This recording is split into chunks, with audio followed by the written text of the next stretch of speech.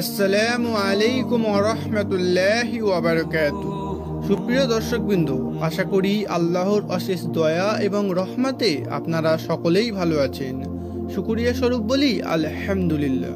এই ভিডিওতে জানবো এমন এক ব্যক্তির ঘটনা যে 40 বছর আল্লাহর নাফরমানি করেছিল, কিন্তু তারপরও আল্লাহ তাকে মাফ করে দিলেন। এমন কোন বিশেষ আমল ছিল যে আল্লাহ তার 40 বছরের গুনাহও মাফ করে দিলেন? কি সেই আমল? প্রিয় দর্শকবৃন্দ, সেই আমল আমরা করলে ইনশাআল্লাহ আমাদেরও সমস্ত গুনাহ মাফ করে দেবেন রব্বুল আলামিন আল্লাহ।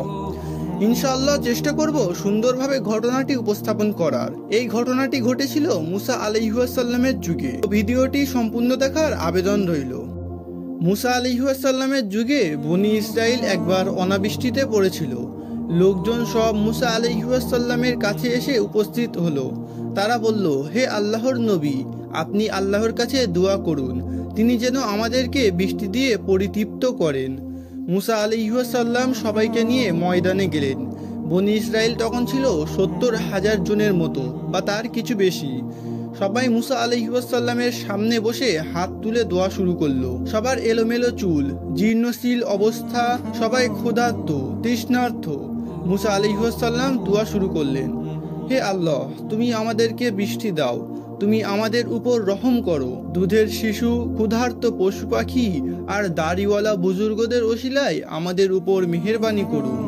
দুয়ার পর আকাশের রুক্ষতা ও সূর্যের তাপ আরও বৃদ্ধি পেল। তখন মুসা আলাইহিসসালাম বললেন, হে আল্লাহ, আমাদের বৃষ্টি দিন। আল্লাহ বললেন, আমি তোমাদের কিভাবে বৃষ্টি দিব? তোমাদের মাঝে এমন একজন আছে যে 40 বছর যাবৎ আমার নাফরমানি করেছে।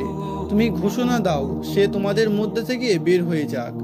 আমি তার কারণেই বৃষ্টি দিচ্ছি না। মুসা আলাইহিসসালাম ঘোষণা দিলেন, হে ওই গুনাহগার বান্দা, যে 40 বছর থেকে আল্লাহর নাফরমানি করছো, তুমি আমাদের মধ্যে থেকে বের হয়ে যাও। তোমার কারণে আমরা বৃষ্টি থেকে বঞ্চিত। গুনাহগার লোকটি ডান বামে লক্ষ্য করলো, কেউ বের হলো না। তখন সে বুঝলো তারই বের হতে হবে। সে মনে মনে বলল, এত মানুষের মধ্যে থেকে এখন যদি আমি বের হই তাহলে বনি ইসরায়েলের সামনে অপদস্থ হই, আর যদি বসেই থাকি তাহলে আমার কারণে এরা বৃষ্টি থেকে বঞ্চিত থাকে। এ কথা চিন্তা করে তার অন্তর নরম হয়ে গেল। চোখে চলে এলো অনুতাপের অশ্রু। কাপড় দিয়ে চেহারা ঢাকলো। তারপর বলল, হে আল্লাহ, 40 বছর থেকে তোমার নাফরমানি করছি, কিন্তু তুমি আমার অপরাধ আড়াল করে যাচ্ছ, আমার সুযোগ দিচ্ছ। আমি তোমার কাছে তওবা করলাম, তুমি আমাকে কবুল করো। এভাবে সে আল্লাহর কাছে কাকুতি মিনতি করলো। তার মিনতি শেষ হবার আগেই আকাশে মেঘ সাজলো। শুরু হলো মুষলধারে বৃষ্টি। মুসা আলাইহিসসালাম তাজ্জব হয়ে গেলেন। তিনি বললেন, হে আল্লাহ, শুকর তোমার, তুমি আমাদেরকে বৃষ্টি দিয়েছ, কিন্তু কেউ তো আমাদের মধ্যে থেকে বের হয়নি। আল্লাহ বললেন, মুসা, যার কারণে বৃষ্টি আটকে রেখেছিলাম সে এখন তওবা করেছে। মুসা আলাইহিসসালাম বললেন, আল্লাহ, তোমার এই ভাগ্যবান বান্দাকে আমি দেখতে চাই। আল্লাহ বললেন, যখন সে আমার নাফরমানি করত তখনও আমি তাকে অপদস্থ করিনি, এখন কি আমি তাকে অপদস্থ করব যখন সে অনুগত্য করেছে? পবিত্র কোরআনে আল্লাহ বলেন, হে আমার বান্দারা, তোমরা যারা নিজেদের প্রতি অবিচার করেছ, আল্লাহর অনুগ্রহ হতে নিরাশ হও না। আল্লাহ সমুদয় পাপ ক্ষমা করে দিবেন, তিনি ক্ষমাশীল পরম দয়ালু।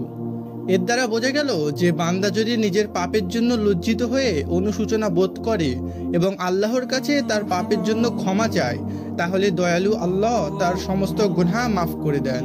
সুবহানাল্লাহ। আল্লাহ পাক আমাদের সকলকে শোনা বলার উপর বেশি বেশি আমল করার তৌফিক দান করুন, আমিন। নিজে জানুন এবং অপরকে জানার সুযোগ করে দিন। আসসালামু আলাইকুম ওয়া রাহমাতুল্লাহি ওয়া বারাকাতুহু।